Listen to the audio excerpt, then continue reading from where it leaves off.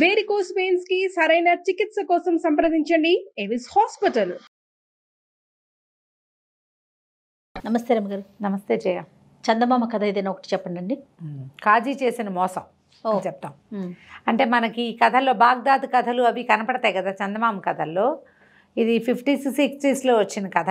అందులో ఒక రాజుగారు ఉన్న సమయంలో ఆయన ఒక స్టోరీ అనమాట. సుల్తాన్ మొహమ్మద్ అని ఆయన రాజుగా ఉన్నాడు. ఆయన కొంచెం ధర్మ పరిపాలన చేసేవాడని అంటారు. ఆ కాలంలో ఒక వర్తకుడు ఉండేవాడు. ఇతను ఏంటంటే చాలా ప్రేమించి ఒక అమ్మాయిని పెళ్లి చేసుకున్నాడు. భార్యాభర్త చాలా అన్యోన్యంగా ఉండేవాళ్ళు. అయితే ఈ ఊళ్ళో బిజినెస్ వ్యవహారం అంతా అయిపోయాక పై ఊరు వెళ్ళి సంపాదించుకురావాలని అతను ఉద్దేశపడ్డాడు.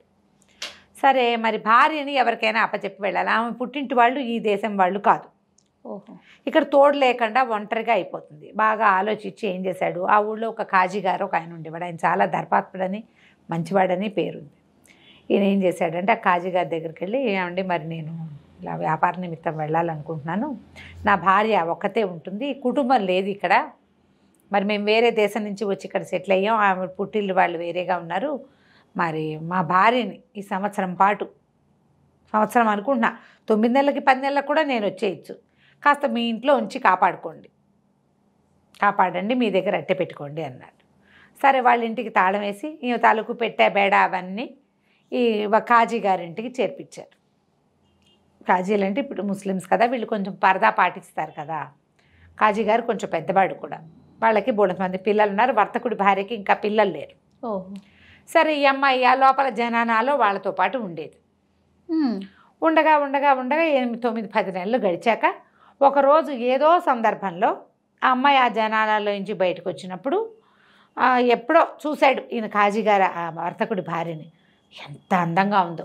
ఆయనకి అప్పటిదాకా ఎప్పుడూ లేని దుర్బుద్ధి ఒకటి ఏర్పడింది. ఈ పిల్లని స్వాధీనపరచుకోవాలి, ఇవ్వకూడదు, వెనక్కి పంపించకూడదు అని.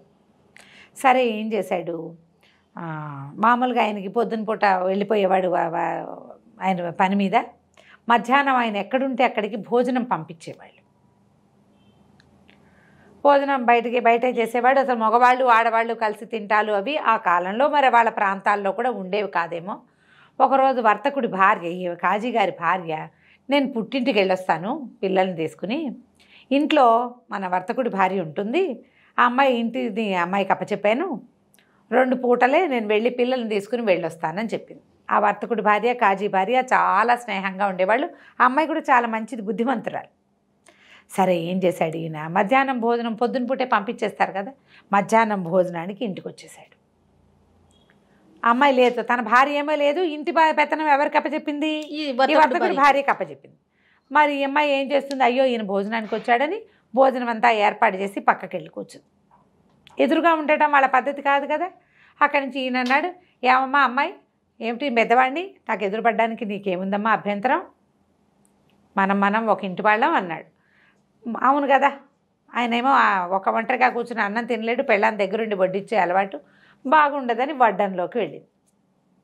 వెళ్ళాక ఏమన్నాడు, ఒక్కడనే ఏం తింటానమ్మా, నువ్వు కూడా పళ్ళెం తెచ్చుకో, ఇద్దరం కలిసి తిందామన్నాడు. సరేలే, పెద్దవాడు కదా, ఇన్నాళ్ళు తండ్రిలాగా సంరక్షించాడని ఆ అమ్మాయి అటుపోయింది పళ్ళెం తెచ్చుకోవడానికి.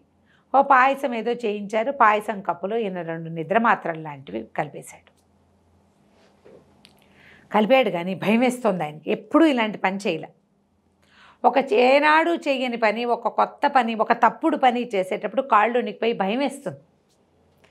ఆ అమ్మాయి కాస్త ఆ పాయసం ఆయన పక్కన కూర్చొని, పక్కనంటే మరి పక్కన కూర్చోలేదు కానీ సాపంక్తిని కూర్చుంది ఆయనతో పాటే, ఇంకో పక్కన పేటేసుకుంది. అది తినేసింది. పాయసం తినేసి కళ్ళు మూతలు పడి ఎంగిల్ చేతితోటే పక్కకు పడిపోయింది. ఇంతలో ఏమైంది, ఈ కాజీ గారి భార్య ఎక్కడికో వెళ్ళింది కాదు, ఆ వెళ్ళిన చోట అక్కడ ఏదో మరణం సంభవించింది. ఆవిడ పిల్లల్ని వేసుకుని వెనక్కి వచ్చేసరికి తలుపు కొట్టింది. పిల్లలు భార్య సందడి వినపడేసరికి ఈయన హడిలిపోయాడు. ఈ పిల్ల తనతో అన్నం తింటాం ఓ తప్పు, అడమగా వేరే వాళ్ళ భార్యతో కూర్చొని అన్నం తింటాం స్పృహ తప్పి పడిపోయింది. మాత్ర పనిచేసింది. ఏం చేయాలి, అక్కడి నుంచి ఏం చేశాడు, ఈ అమ్మాయిని లాక్కుపోయి సామాన్ల కొట్లో వేసేసాడు. కాళ్ళు చేతులు ఉనికిపోతున్నాయి, ఆయనకి భయం వేసేస్తోంది. ఎవరు రాకపోతే ఏం చేసును, మేబీ ఏం చేసేవాడు, ఏం చేద్దామనుకున్నాడు, ఏదో ఈ పని చేసేసాడు. ఆ తర్వాత ఏం చేయాలనేది ఇంకా ఊహించలా. కొంప మునిగిపోయినట్టు ఆ అమ్మాయి కాస్త వచ్చేసి అక్కడి నుంచి తలుపు తీశాడు. బానిస పిల్లలు ఎవరో ఉండే వాళ్ళ ఇంట్లో వాళ్ళని పంపేశాడు. వెళ్ళి తలుపు తీసి రుసరుసలాడుతూ, ఏమిటి అన్నదిండు తలుపు తీయాల్సి వచ్చింది, ఈ కొంప ఎవరు కప్పచెప్పావో, అదేమిటి నేను వర్తకుడి భార్య కప్పచెప్పాను కదా, ఏమో ఆవిడెక్కడుంది, ఆవిడెక్కడ లేనే లేదు, నేను చూడలేదు, నాకు తెలియదు అన్నాడు. నిర్కాంతిపోయింది. అదేమిటి ఆ అమ్మాయి చాలా మంచిది, నేనే అన్నం పెట్టుకు తింటానంటే, అసలు ఆ అమ్మాయి ఎట్లాంటిది కాదు, పిల్లల్నే బాగా సంరక్షణ చేస్తుంది. అట్లా ఎందుకు చేస్తుంది, ఆ అమ్మాయి ఎట్లాంటిది కాదు, అమ్మాయి లోపల పనంతా చూసుకుంటుంది, అప్పచెప్పి వెళ్ళినప్పుడు నేను ఎందుకు చేయలేదు, ఏది అని చూస్తే ఎక్కడా కనపడదు, ఏమో ఎక్కడికి పోయిందో అన్నాడు ఈయన. అట్లా లేచక్కపోయే మనిషి కాదు అమ్మాయి. ఇటు తెల్లబోయింది. అదేమిటి అట్లా ఎట్లా అవుతుంది, అన్నం నువ్వు పెట్టుకు తింటే, ఈయనేమో రుసరుసలాడుతూ గబగబా అన్నం తినేశాడు. ఏం చేశాడు, ఆ అమ్మాయి రెండో కంచం పెట్టుకుంది కదా, తలుపు తీసే ముందు ఆ రెండో కంచమో పాయసం గిన్నె అన్నీ తీసుకెళ్ళి దొడ్లో పారేసేసాడు. తినేసి లేచక్కపోయింది ఎక్కడికోనన్నాడు. వీళ్ళు తెల్లబోయారు. పిల్లల్ని పంపించింది, ఒరే ఒక పిన్ని ఎక్కడికి వెళ్ళిందో చూడండి రా అని పిల్లల్ని బయటికి. ఆవిడ అసలు బయటికి వెళ్ళే మనిషే కాదు. ఏమైపోతుంది, ఇంతలో ఏమైంది, ఆ వర్తకుడు కూడా వచ్చేసాడు. 10 నెలలు అయింది అతను వెళ్ళి. భార్య మా ఆవిడ ఏదంటే నాకు తెలియదు ఎక్కడికి పోయిందో అంటాడు ఈయన. అసలు ఆ అమ్మాయి అట్టాడిది కాదయ్యా, నిన్నటి కాదు, ఇవాళ పొద్దుటి దాకా ఉంది, నేను రేపు సాయంత్రం దాకా మా ఇంటి బాధ్యత అమ్మాయికి అప్పచెప్పి వెళ్ళాను, అక్కడేదో మరణం సంభవించింది, చిన్నపిల్లలతో ఉన్నామని నేను వెనక్కి వచ్చేసా, అసలు అట్లాంటిది కాదు, చాలా బుద్ధిమంతురాలు అంటుంది ఈ పిల్ల. వర్తకుడు ఏమన్నాడు, నేను ప్రభు దగ్గరికి వెళ్తానని సుల్తాన్ మహమ్మద్ దగ్గరికి వెళ్ళాడు. నా భార్యని కాజీ గారికి అప్పచెప్పాను ధర్మాత్ముడని. ఆయన నా భార్య లేదంటున్నాడు, వాళ్ళ ఆవిడేమో ఈ పొద్దుటి దాకా ఉందంటోంది, తెల్లవారి పొద్దుటి దాకా ఉందంటోంది, ఆయన లేదంటున్నాడు అనేసరికల్లా సరే ఆయన కాజీని పిలిచారు. కాజీ గారు ఏం చేశాడు, చుట్టుపక్కల ఒక 3 మనుషుల్ని మాట్లాడుకున్నాడు సాక్ష్యం చెప్పడానికి. ఆయన భార్య మంచిది కాదని, 3 నెలల క్రితం నుంచే వీళ్ళ ఇంట్లో లేదని, పెళ్ళాలని రానివ్వరు సభలకి, పెళ్ళాం ఇంట్లోనే విడిపోయింది, ఆవిడ నెత్తినోరు కొట్టుకుంటుంది, అయ్యో చెల్లెలాగా చూసుకున్న బంగారు తల్లి, ఎంతో మంచిది, పిల్లలకి జళ్ళేసేది, పెద్ద పిల్లలకి అన్నాలు పెట్టేది, వంటలో సహాయం చేసేది, వంట బాగా చేస్తుంది, ఈ డ్రెస్ కుట్టింది, ఈ చొక్కా కుట్టిందని చూపిస్తోంది, చంటి పిల్లలకి చొక్కాలు కుట్టిందని చుట్టుపక్కల వాళ్ళకి చూపిస్తోంది. కానీ ప్రభు దాకా అవన్నీ వెళ్ళవు కదా. ఈ 3 సాక్ష్యాలు చెప్పారు. ఏమని, 3 నెలల క్రితం నుంచే అమ్మాయి ఇంట్లో లేదని, 3 నెలల క్రితం దాకా ఉందని, ఎక్కడికో వెళ్ళిపోయిందని, ఆ అమ్మాయి ప్రవర్తన మంచిది కాదని. ఈ సాక్ష్యం పుట్టేసరికల్లా రాజుగారు వర్తకుడు మాట తోసిరాజు అన్నాడు, నీ భార్య ఎక్కడికి పోయిందో కాజీకి ఏం సంబంధం లేదు అనేసరికల్లా వర్తకుడు నెత్తి నోరు బాదుకుంటూ వెళ్ళిపోయాడు. అయ్యో పెళ్ళాం ఎంతో మంచిది, అతనికి చాలా ప్రేమించి పెళ్లి చేసుకున్నాడు, దుఃఖంగా వెళ్ళిపోయాడు. గడిచిపోయినాయి రోజులు. ఓ రోజు రాజుగారు మారువేషం వేసుకుని వెళ్తూ ఉంటాడు, ఊళ్ళో తిరుగుతూ ఉంటాడు. రషీద్ కథలు కూడా, ఖలీఫా కథల్లో కూడా చూస్తాం, ఖలీఫా రాత్రిళ్ళు బయట తిరుగుతాడు అని. ఒక సాయంకాలం వేళ ఆయన మారువేషం వేసుకుని ఒక ఊళ్ళో తిరగటానికి పోయాడు. ఓ చోట ఒక చిన్న మార్కెట్ యార్డ్ లాగా ఉంది, మా పెద్దవాళ్ళంతా మార్కెట్ యార్డ్లో పనిచేసుకుంటుంటే వాళ్ళ పిల్లలు ఒక పక్కన కూర్చొని ఆడుకుంటున్నారు. రాజు ఆట ఆడుతున్నారు, రాజు మంత్రి సైన్యాధిపతి ఆట ఆడతారు కదా పిల్లలు.